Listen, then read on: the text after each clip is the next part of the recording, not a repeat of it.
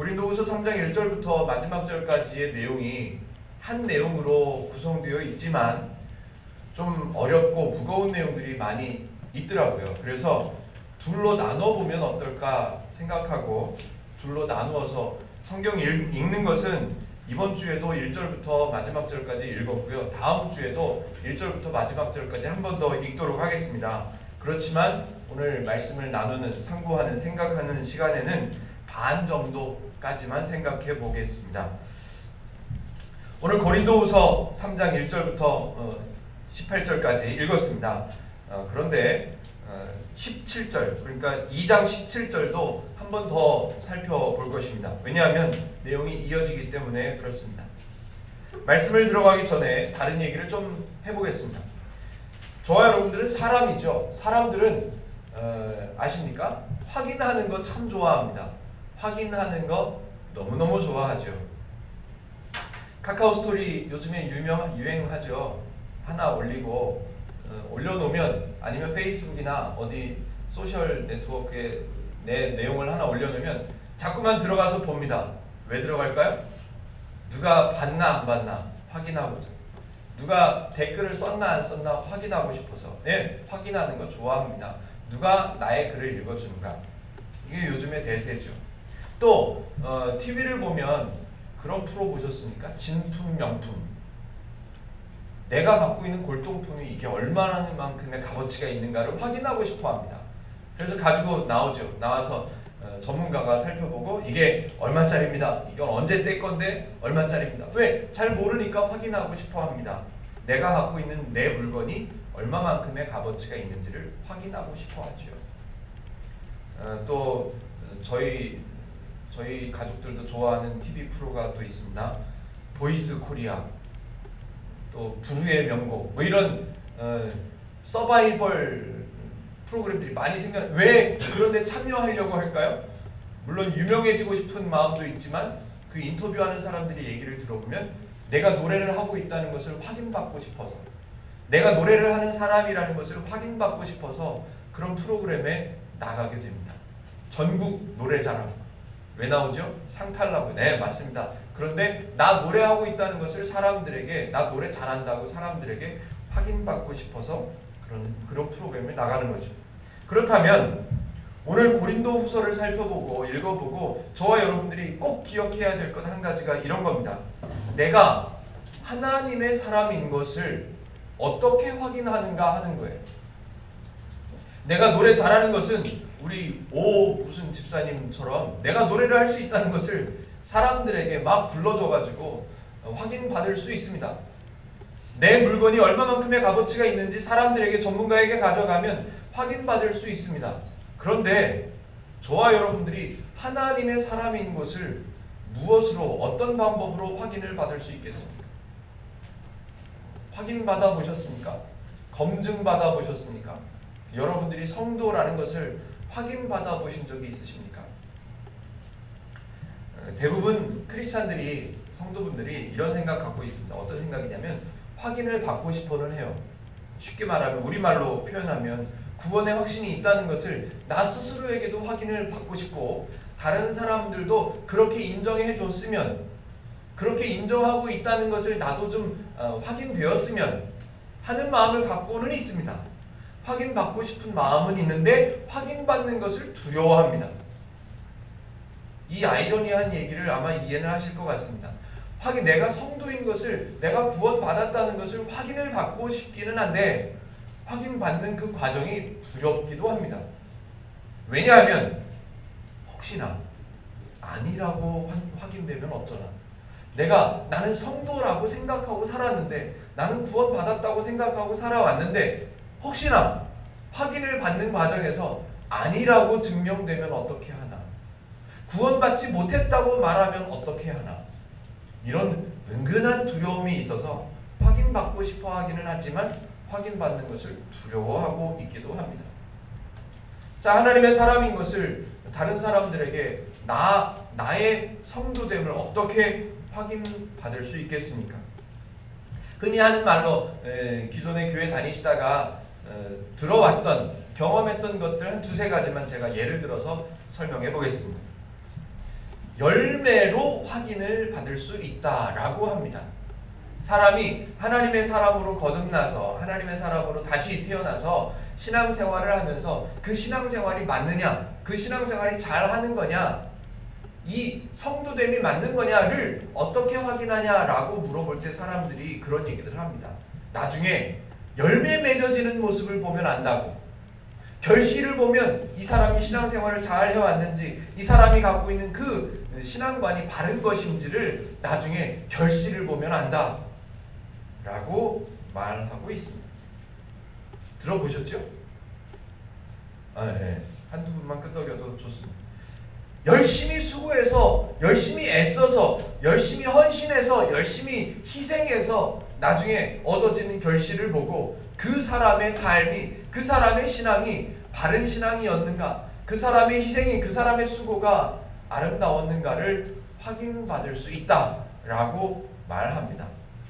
이런 얘기가 왜 나왔냐면 성경에서 그런 것 같아 보이는 성경 구절들이 가끔 등장하기 때문에 이런 얘기를 우리의 신앙을 점검하는 데 필요한 말로 사용하기도 합니다. 성경에서는 근데 그렇게 말씀하지 않습니다. 한번 따져보죠. 내가 만약에 10년, 20년 신앙생활을 열심히 했어요. 지금은 아직 잘 모르지만 나중에 결실이 맺어지면, 열매가 맺어지면 다른 사람들이 알아줄 거야. 나도 그때가 되면 확인될 수 있을 거야 라고. 그러면 한번 뒤집어서 생각해 보죠. 내가 생각하고 내가 배운 것, 내가 경험하고 선배 성도분들한테 들어왔던 것으로 열심히 희생하고 열심히 수고하고 열심히 애썼어요. 열심히 예배 안 빠지고 열심히 성경 암송하고 열심히 했어요. 힘들어도 참고 인내하고 집안에 돈이 별로 없어도 어금니를 깨물고도 헌금했어요. 그런데 나중에 결실이, 아름다운 결실이 맺어지면 됐다라고 만족할 수 있지만, 만약에 내가 수고해온 그 모든 수고들이 다 허당이었다면, 전혀 성경하고 상관없는 이상한 짓거리들이었었다면, 그것이 나중에 결실로, 열매로, 엉뚱한 이상한 열매로 맺어진 것으로 확인되어 버린다면 누가 책임집니까? 그 누구한테 보상받을 수 있겠습니까? 아니요. 아무것도 보상받을 수도 없고 남는 것은 후회밖에는 없을 겁니다. 아픔밖에는 없을 거예요. 지금 내가 갖고 있는 신앙이, 내가 성도됨이 맞는 거냐? 나중에 결실을 보고 확인해 봐야 되겠다라고 생각하면 좀 어리석은 거죠. 성경은 계속해서 말합니다. 너는 지금 성도야. 확실해. 사도 바울이 지금 고린도지에 있는 성도들에게 갈팡질팡하고 있고 서로 갈등하고 분쟁하고 잘 모르고 있는 성도들에게 계속해서 반복해서 가르쳐주는 내용들이 등장합니다. 다시 말씀드리면 열매로 확인한다는 것은 안타까운 일입니다. 열매로 확인한다는 것은 어리석은 일입니다. 또 이런 얘기도 있습니다. 목소리가 크면, 쉬운 말로 목소리 크기로 눌러버리면 확인받을 수 있다라고 합니다. 이거는 제가 빗대어서 말씀드리는 건데요. 교회 안에서 기도 잘하는 사람, 그러면 다른 사람들이 확인해 줍니다. 저분은 거룩한 분이야. 저분은 경건한 분이야. 교회에서 열심히 다른 사람들보다 더 큰 소리를 내서 열심히 일하는 사람들 보면 다른 사람들이 볼 때 저분은 역시 장로님이야, 역시 권사님이야 라고 인정해 줍니다. 그런데 그런 농담 아시죠? 서울에 갔다 와본 사람하고 안 갔다 와본 사람하고 동대문에 대해서 싸우면 누가 이긴다? 안 갔다 온 사람이 이겨요. 왜? 목소리 크면 이기니까. 아무것도 몰라도 목소리 크고 남들에게 보여지는 것이 큼직해 보이면 그쪽으로 몰려가는 거예요. 아니요. 엉뚱한 길로 가기가 참 쉽습니다. 성경에 대해서 간혹 가다가 어떤 분들하고 만나서 얘기를 나누기도 합니다. 성경에 대해서도 이야기하기도 하고 신앙에 대해서 얘기하기도 합니다. 그런데요, 저는 그래도 아직 잘 모르지만, 아직 다 아는 건 아니지만, 저와 여러분들이 성경 공부한 내용들이 있잖아요. 제가 정말 열심히 고린도전서 공부했었고요, 마태복음 공부하고 있고요, 또 병원에 있을 때는 사무엘상 공부했었고요, 다른 교회에 있을 때는 또 다른 책도 그렇게 공부했던 내용들은 제가 좀 알잖아요. 많이는 몰라도 조금 알잖아요. 그런데 뻔하게 정확하게 분명하게 제가 확신하고 있는 내용인데도 불구하고 저분이 얘기할 때 전혀 엉뚱한 얘기를 하면 제가 막 자리를 깔고 막 거기서 짚어드리고 싶은 마음 굴뚝 같지만 저분의 목소리가 더 큰 거예요. 할 말이 없는 거예요. 저분이 너무 확신을 갖고 얘기하는, 그래서 저는 조용히 그냥 듣기만 합니다. 목소리 크다고 확인될 수 있는 것도 아니라는 거죠. 내가 갖고 있는 지식이, 내가 갖고 있는 성경에 대한 지식이 바르지 않다면 아무리 목소리가 커져도 그거는 틀린 거라는 거죠. 또 한 가지 확인할 수 있는 방법이 있습니다. 좀 안타까운 방법이긴 하지만 말씀드려 볼게요. 죄인인 사람, 아직 하나님을 모르는 사람하고 나하고를 비교해 보는 거예요. 저 사람은 교회 안 가고 나는 교회 가고 그러니까 성도. 저 사람은 기도 안 하고 나는 기도하고 그러니까 나는 성도. 저 사람은 헌금 안 하고 나는 헌금하고 그러니까 나는 성도. 저 사람은 주일날 딴 데 가고 나는 교회 가고 그러니까 나는 성도. 이걸로 확인할 수 있습니다. 네, 맞습니다. 확인 가능합니다. 그런데 참 비참한 비교인 거죠. 나는 하나님의 사람이고 나는 성도인데 나를 비교할 때, 나를 확인할 때 죄인하고 비교해야 내가 확인이 될 수 있다면 이거 비참한 거죠. 제가 탁구를 좀 칩니다. 탁구를 아시는 분들은 아시겠지만 좀 잘 치는 축에, 이렇게 말하면 좀 부끄럽지만 좀 잘 치는 축에 속한다고 생각합시다. 제가 탁구를 좀 치는 것을 확인을 받고 싶은데 제가 여기 앉아 계신 분하고 이렇게 게임을 해가지고 제가 이긴 것을 확인받으면 제가 좀 불안해, 질 수도 있어. 그래서 제가 확인을 받고 싶어요. 그래서 동윤이를 데려다가 탁구채를 손에 쥐어들고 제가 확인을 받는 거예요. 그래서 동윤이를 11대1로 이겼어요. 세트 스코어 3대 0으로 이겼어요. 그래서 제가 막 자부심을 갖는다고 생각해 보십시오. 이제 막 태어나서 이제 기어다닌다고 자랑하는 동윤이를 데려다 놓고 나 탁구 잘 친다고, 내가 동윤이 이겼다고 그렇게 비교한다고 생각해 보세요. 이거 비참한 거죠. 안타까운 거예요. 우스운 거죠. 성도인 사람이 성도인 것을 확인받기 위해서 죄인하고 비교해서 내가 성도인 것을 확인받는다면 이거만큼 안타까운 일이 없을 겁니다. 그래서 오늘 사도 바울이 너는 성도야 라는 것을 어떻게 하면 바르게 확인받을 수 있도록, 더 이상의 검증이 필요 없도록 도와줄 수 있을까를 고민해서 고린도후서 2장과 3장을 기록했습니다. 그 내용을 오늘 한번 살펴보려고 하는 거예요. 사도 바울은 지금 자기 자신하고 고린도 지역에 있는 성도들하고 모두를 포함해서 너와 나는 하나님의 사람인 것이 분명하다. 이거는 추호의 의심도 할 필요가 없는 그런 얘기를 지금 하고 있는 거예요. 지금 제가 결론을 말씀드린 거예요. 이제 하나하나 걸어가 보겠습니다. 먼저 지난주 살펴봤던 2장 17절 다 같이 한번 읽어보겠습니다. 2장 17절입니다. 시작.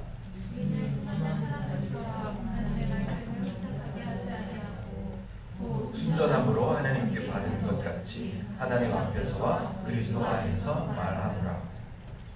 저와 여러분들은 성경을 공부합니다. 목요일에도 성경을 공부하고요. 또 주중에 제가 기대하기로는 일하시다가 틈날 때마다 성경을 많이 읽으시죠? 월, 화, 수, 목, 금, 토, 주 하루도 빠뜨림 없이 성경을 많이, 죄송합니다. 확인 안 할게요.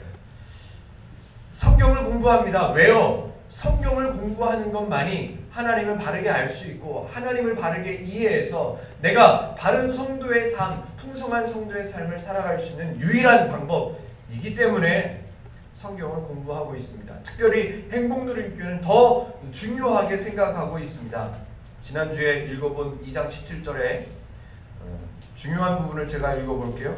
혼잡하게 하지 아니하고 라는 구절에 혹시 펜이 있으시면 표시를 해주세요. 하나님의 말씀을 혼잡하게 하지 아니하고 라는 말은 지금 성경에 17절에 써있는 것처럼 수많은 사람들이 지금 하나님의 말씀을 혼잡하게 하고 있다는 말입니다. 이해가 되십니까? 우리는 수많은 사람들처럼 하나님의 말씀을 혼잡하게 하지 말자라는 말은 뒤집어서 생각해 보면 지금 수많은 사람들이 하나님의 말씀을 혼잡하게 사용하고 있다라는 말입니다. 좀 애매하죠? 혼잡하게 한다는 말이 뭐죠? 그래서 제가 다른 성경들, 원어를 해석한 다른 성경들을 한번 찾아봤습니다. 제가 읽어봐 드릴게요. 그 부분이요. 혼잡하게 하지 아니하고 이 부분이요. 공동번역 성경에는 이렇게 써 있습니다. 하나님의 말씀을 파는 잡상인들이 아니라 잡상인들, 하나님의 말씀을 파는 잡상인들이라고 표현되어 있습니다. 표준 세번역 성경에 하나님의 말씀을 팔아서 먹고 살아가는 장사꾼 와닿죠? 현대인의 성경, 하나님의 말씀을 장사꾼처럼 팔지 말고 바른 성경, 하나님의 말씀을 팔아먹는 많은 이들과 같이 하지 말고 좀 더 이해가 될 것 같습니다. 하나님의 말씀을 장사꾼처럼 팔아먹는 사람들이 안타깝게도 이 시대에도 수많은 사람들, 오늘 바울의 표현처럼 수많은 사람들이 하나님의 말씀으로 장사해 먹고 사는 사람들이 안타깝지만 많습니다. 한번 짚어보죠. 하나님의 말씀을 어떤 이런 사람들 많습니다. 제가 교회를 개척했다고, 교회를 시작했다고 이렇게 사람들하고 얘기를 하다 보면 그 성도분들이 많아요. 헌금이 나와요? 헌금으로 목사님 생활이 돼요? 이렇게 물어보는 사람들이 대부분이에요. 대부분. 생활이 어렵겠습니다. 현실적으로는 맞지만 그거하고 교회 개척한 거하고는 상관이 없는 얘기예요.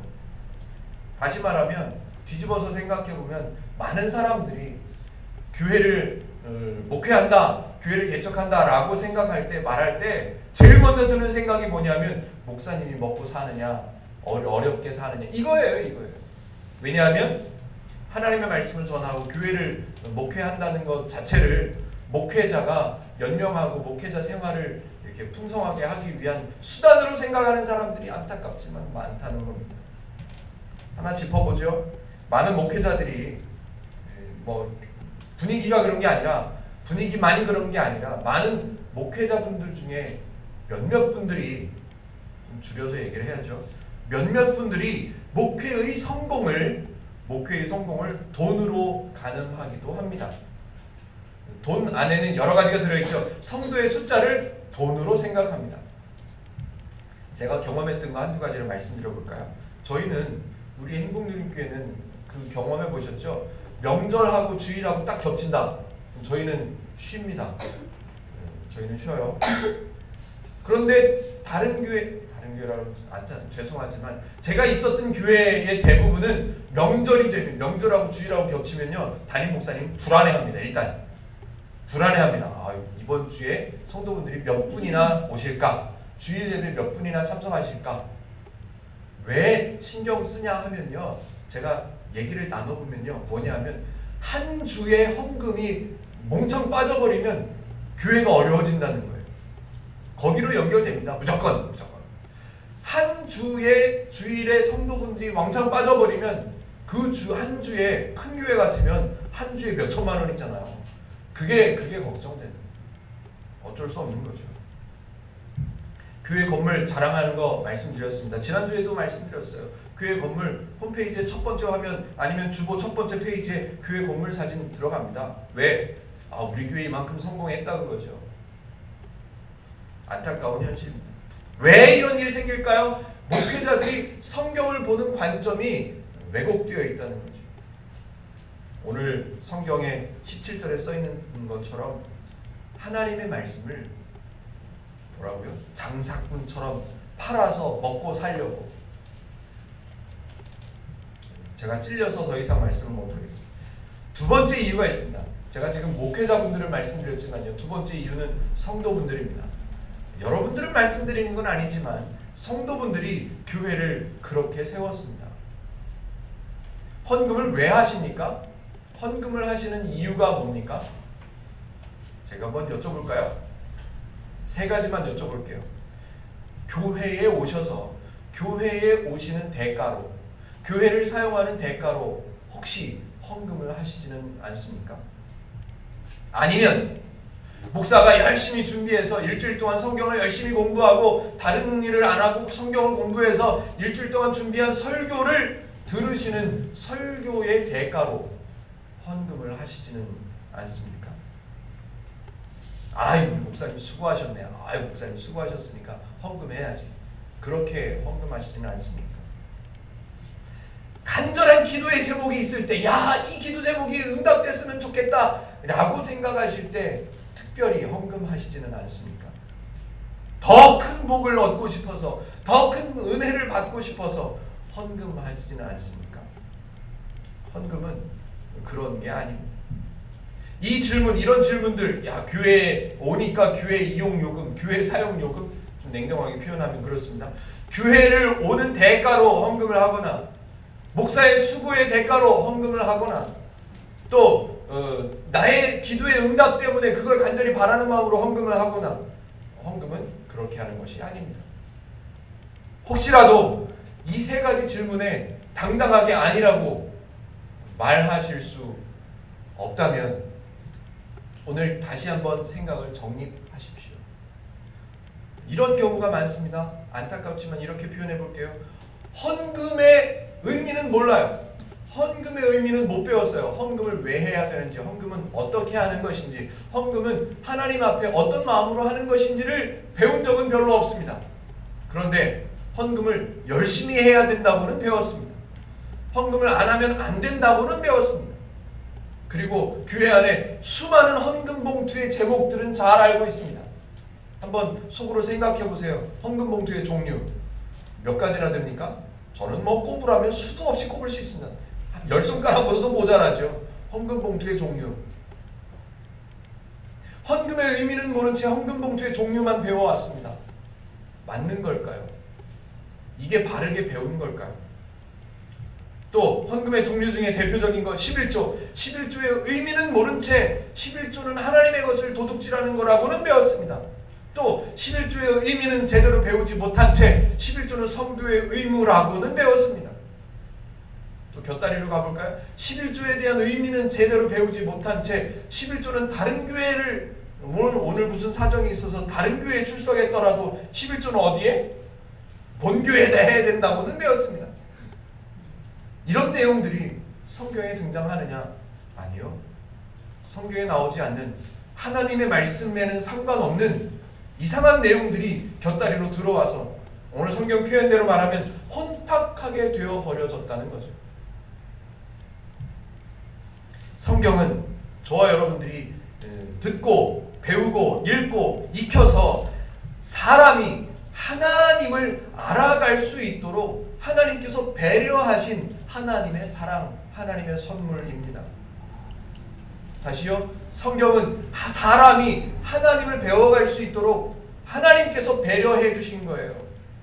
헌금은 그 하나님의 말씀을 통해서 하나님을 배워가고 성도인 것을 알아가서 누려갈 수 있도록 신앙 공동체가 형성되어서 그 공동체가 유지될 수 있도록 교회를 위해서, 교회가 운영되고 교회가 세워지기 위해서 모든 성도들이 함께 모아서 운영하는 거예요. 교회를 세워져 가기 위해서 헌금하는 거예요.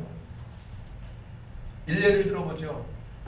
교회 사용 대가, 교회를 사용하는 예배의 수고비, 예배 참석 비용, 참가 비용으로 생각하고 헌금하는 분들 많지요. 그래서 주일날 오늘 예배에 참석 못했으면 찔리지 마세요. 찔리지는 마세요. 예배 참석 안 했으면 헌금 안 하는 걸로 알고 있죠. 헌금에 대한 개념이 그렇게 되어 있기 때문에 그렇습니다. 헌금은 교회를 세우는 거야. 헌금은 행복누린교회를 세워가는 거야. 그래서 내가 할 수 있는 만큼 헌금해서 행복누린교회가 세워져 갈 수 있다면 오케이. 헌금은 주일에만 한다? 그렇지 않습니다. 주일에 안 하셔도 돼요. 너무 많이 가나요? 천천히 가겠습니다. 헌금은 하나님의 교회가 세워질 수 있도록, 내가 하나님의 교회를 통해서 하나님을 알아갈 수 있도록, 성도인 것을 알아갈 수 있기 위해서 교회가 세워져 가도록 내가 헌신하는 것, 내가 수고하는 것, 그것이 헌금이 되어야 합니다. 자, 이제 본문으로 한번 들어가 보죠. 3장으로 들어갈 겁니다. 들어가기 전에 한 가지만 힌트를 드리도록 하겠습니다. 성경의 문장을 저와 여러분들이 이제 살펴볼 거예요. 특별히 사도 바울이 기록한 이 성경들은요, 좀 내용이 의미심장하고 좀 그냥 언뜻 읽어서는 이해되기 어려운 내용들도 간혹 등장하기 때문에 제가 미리 힌트를 하나 드려봅니다. 성경의 문장을, 아니면 일반적인 문장도 그렇고요, 성경의 문장을 바르게 이해하기 위해서는, 엉뚱하게 오해하지 않고 바르게 이해하기 위해서는 반대말을 생각해보면 좀 도움이 됩니다.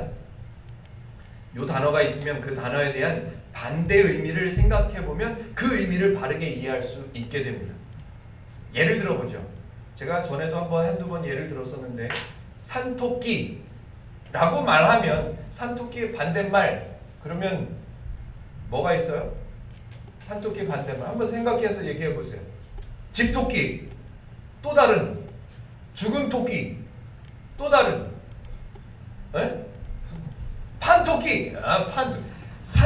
내가 돈 주고 산 토끼가 아니라 판토끼. 살아있는 토끼 아니라 죽은 토끼. 산에 사는 토끼 아니라 집에 있는 토끼. 많죠? 네, 많습니다. 그런데 산토끼를 말한 사람도 여러 가지일까요? 내가 집에 토끼를 기르고 있어서 그 토끼를 자랑하고 싶어서 우리 집에 산토끼 있어.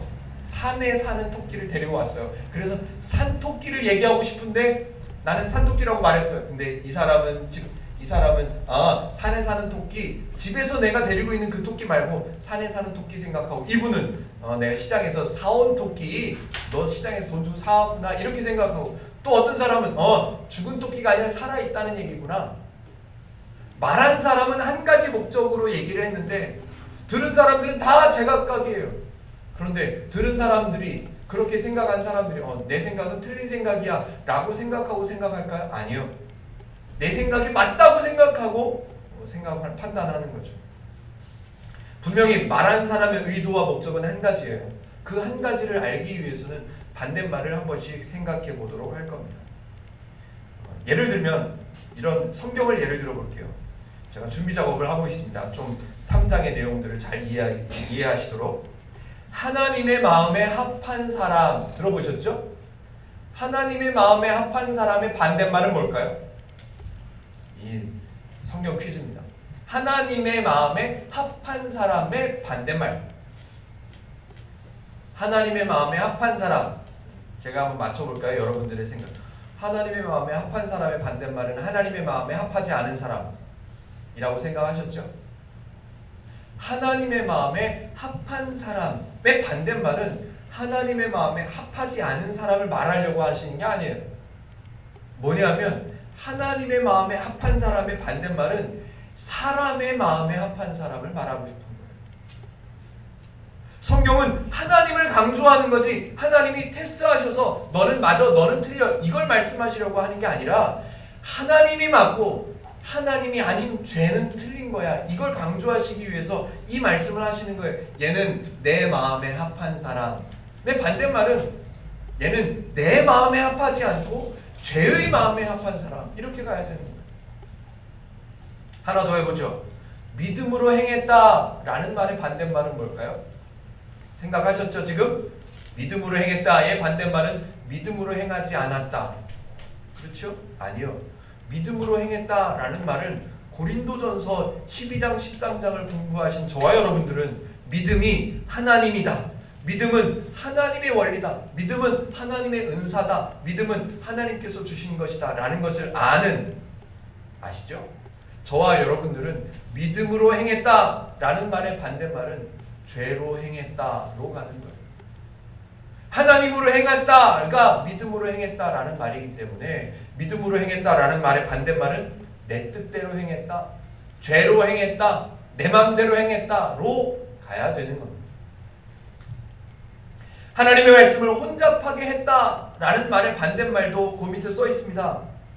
보시겠습니까? 하나님의 말씀을 혼잡하게 하지 아니하고, 다음에 나오는 말이 반대말이에요. 순전함으로 하나님께 받은 것 같이 하나님 앞에서와 그리스도 안에서 말을 하노라. 내가 말을 하는데 사람의 것을 섞어서 말하는 게 아니라 사람의 기준, 죄의 기준을 섞어서 말하는 게 아니라 하나님께 받은 것만, 하나님께서 말씀하신 것만 순전하게 하나님의 말씀만 내가 말하는 거야. 이게 반대말인 거예요. 하나님께서 말씀하신 의도를 바르게 아셔서 하나님의 말씀만 바르게 전하는 것, 그것이 저와 여러분들이 해야 할 일입니다.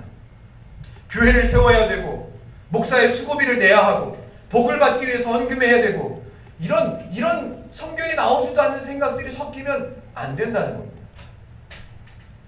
하나님의 말씀에는 나의 생각, 죄의 관점, 사람의 기준이 섞이면 안 된다는 거죠. 다시 말하면 조금 전에 다른 성경들 제가 읽어드렸는데요. 하나님의 말씀으로 장사하는 장사꾼이 되지 않으려면 하나님의 것, 하나님의 말씀 이외의 것을 말하면 안 된다는 겁니다. 참고로 그래서 저는 조심스러워서 잘 안 합니다. 설교할 때 유명한 성공한 사람, 이런 사람들 얘기를 예화로 끌어들여서 말씀드리지 않습니다. 왜냐하면 하나님의 말씀이 아니기 때문에 그렇습니다.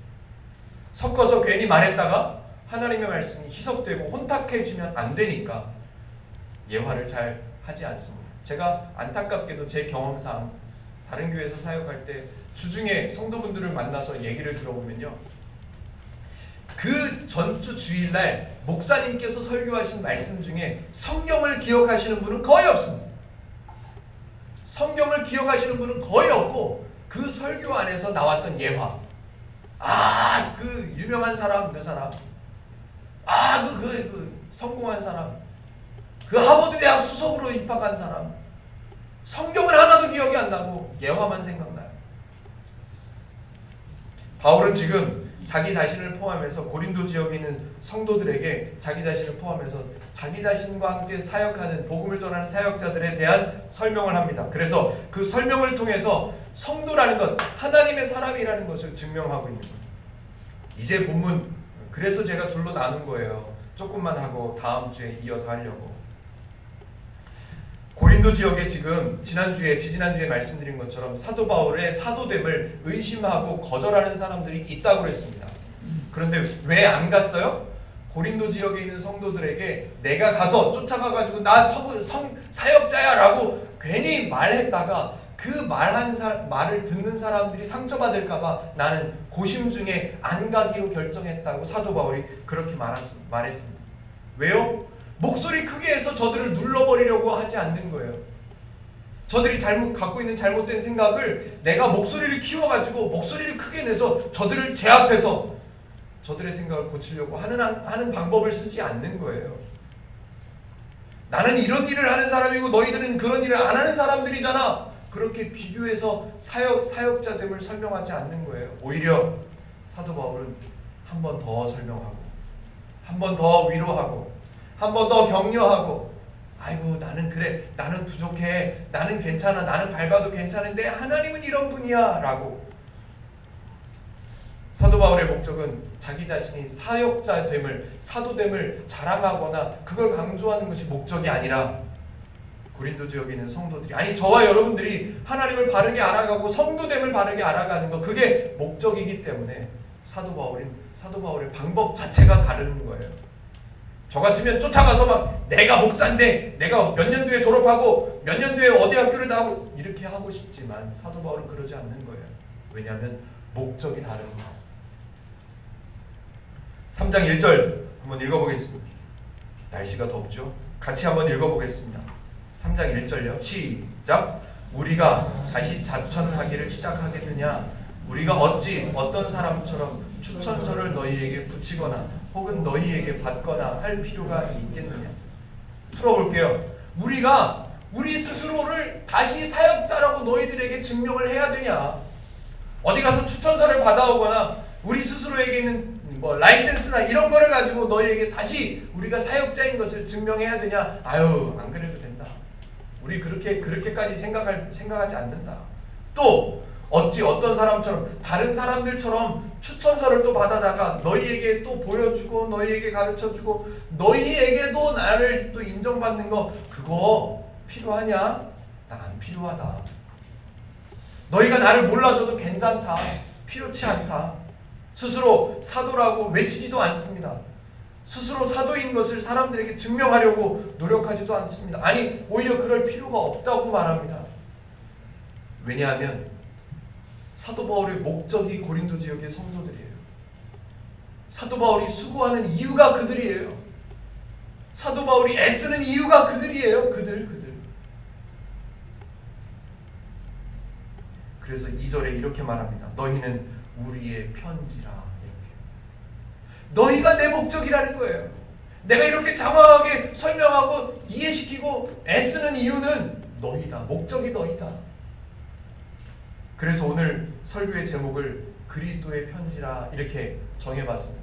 그리고 주보에 보시면 그리스도의 편지 1 이렇게 써놨습니다. 왜냐하면 2가 있을 거니까요. 그리스도의 편지가 그들이에요. 이 사도 바울이 생각하는 목적이 그들이에요. 그래서 목소리를 키워서 저들을 억압해서 나를 증명하려고 하지 않습니다. 방법 자체가 달라지는 거예요. 오히려 그들을 높여줍니다. 그들. 너희는 이렇게 귀한 성도가 된 거야. 사람이 아니라, 죄인이 아니라 너희는 이제 너무너무 귀한 성도야 라고요. 3절 한번 읽어보겠습니다. 3절요. 같이 읽을게요. 시작. 너희는 우리로 말미암아 나타난 그리스도의 편지니 이는 먹으로 쓴 것이 아니요 오직 살아계신 하나님의 영으로 쓴 것이며 또 돌판에 쓴 것이 아니요 오직 육의 마음판에 쓴 것이라. 먹으로 썼다는 말은 사람의 방법으로 쓴 게 아니라는 말이에요. 사람의 방법으로 썼으면 계속 달라지죠. 유행 맨날 달라지죠. 대통령 맨날 바뀌어도 맨날 욕먹죠. 맨날 정책을 국민들의 뜻에 맞춘다고 맨날 만들어도 맨날 욕먹죠. 한 달 지나고 3달만 지나면 3달 안에 욕먹는 거 이건 필수죠. 사람의 기준으로 무언가를 확정 짓는다면 그것은 불안한 거예요. 비유적으로 설명했으니까 한번 풀어볼까요? 먹으로 쓴 것이 아니요. 만약에 저와 여러분들이 성도인 것을 먹으로 써놨다고 생각해보세요. 물 묻으면 번집니다. 비 오면 없어집니다. 사람의 방법으로 하는 것은 그렇다는 거예요. 그래서 사도 바울은 이렇게 말합니다. 먹으로 쓴 것이 아니요 오직 살아계신 하나님의 영으로 썼다고. 사람의 방법으로 쓴 게 아니라 하나님의 방법으로 썼다고 말합니다. 반대말 기억하십니까? 성경에서 먹으로 썼다라는 말의 반대말은 물감으로 썼다가 아니에요. 사인펜으로 썼다가 아니라고요. 연필로 썼다가 아니라 먹으로 썼다의 성경에서 말씀하시는 먹으로 썼다의 반대말은 하나님이 쓰셨다예요.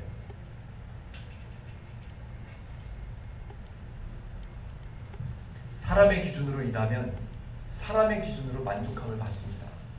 제가 만약에 오늘 프로젝터를 달았으니까 제가 만약에 교회 개척해서 8개월 안에 내가 교회 안에 프로젝터를 건다. 이승우 목사의 목표가 그거였었다면 어제 저는 만족하고 끝냈어야 된다. 나는 이제 됐어. 나는 소원 이루었어. 나는 목적을 이루었어. 나는 만족해. 했어야 됐었겠죠. 사람의 기준으로 일하면 사람의 기준으로 만족하게 되는 거죠. 풀어볼까요? 예를 들어서 돈이 우리들의 목적이라면, 저와 여러분들의 목적이 돈이라면 돈만 벌면 만족하는 거예요. 그런데 안타깝게도 벌어서 만족할 만큼 벌면 그 욕심이 더 커지죠. 어쨌든 돈이 기준이 되면 돈을 벌면 만족하는 거예요. 내 몸이 건강하게 되는 것, 내가 치료받는 것, 내가 이거 치료받는 게 목적이야. 그럼 치료받으면 만족하는 거예요. 건축물이 목적이면, 교회 건물이 목적이면 교회 건물 지으면 만족하는 거예요. 그런데 제가 이 말씀을 드리는 이유는 사도 바울의 만족은 어디에 있는가를 한번 보려고 그러는 거예요. 사도 바울의 만족은 고린도 지역의 성도들에게 있습니다. 기준은 뭐예요? 하나님이 기준이에요. 하나님의 기준이면, 하나님이 만족의 기준이면 하나님으로 만족하게 되는 거예요. 5절 한번 읽어볼까요? 5절 같이 한번 읽어볼게요. 시작.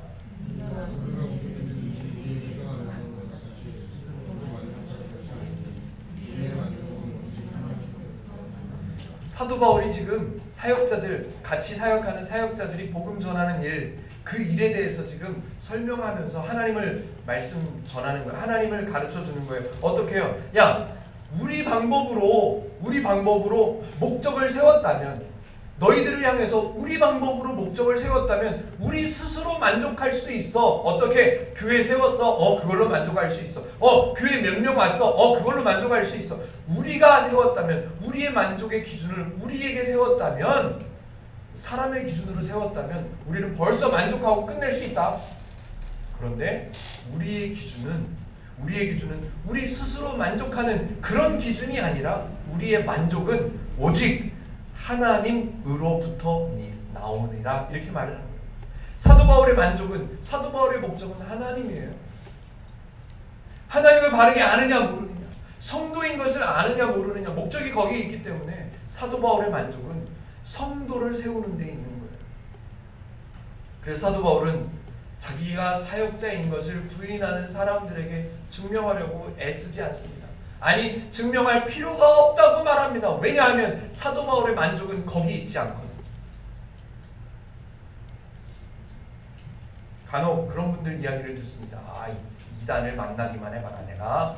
내가 싸워가지고 너는 틀리고 나는 맞다, 이걸 증명하려고 한번 해보자. 그럴 필요가 없습니다. 내가 성도인 것만 바르게 알 수만 있다면 다른 사람들은 나를 보고 저 사람이 성도구나를 알 수 있도록 도와주면 되는 거예요. 사도 바울은 지금 그렇게 하고 있습니다. 사람의 방법이 아니라 하나님의 방법을 배워서 그대로 써먹어보고 있는 거죠.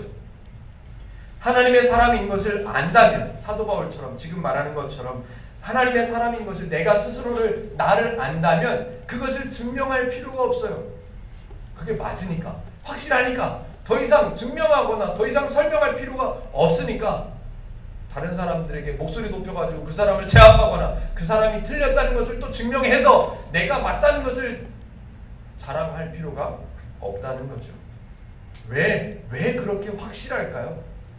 저와 여러분들이 성도인 것을, 사도 바울이 자기 자신이 성도인 것을 더 이상 증명하지 않고 사역자인 것을 더 이상 자랑하지 않고 추천서를 받아올 필요도 없다고 말하는 이유가 뭘까요? 그만큼 확실하다는 이유가 뭘까요?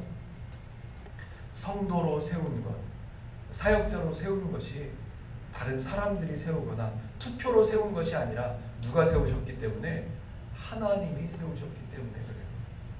하나님이 저와 여러분들을 성도 삼으셨어요. 성도로 완성하셨습니다. 이게 빈틈이 있거나 이게 까딱 잘못하면 성도에서 잘리건데, 이게 까딱 잘못하면 이게 교회에 몇 번 빠지면 이게 성도에서 잘리고, 이렇게 불완전하게 성도로 만드신 것이 아니라요, 완벽하게, 완전하게, 더 이상 흔들릴 수 없는 완전한 성도로 세우셨어요. 완성하셨습니다.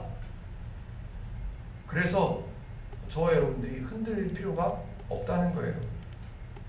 예수님을 보내셔서, 그리스도로 예수님을 보내셔서 그분이 완성하게 하셨어요. 죄를 향해서 너는 물러가라.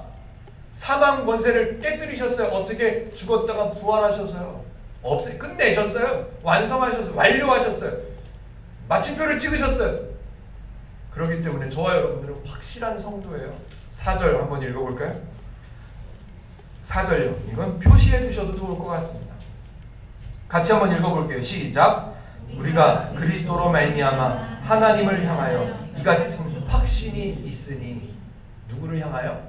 하나님을 향하여.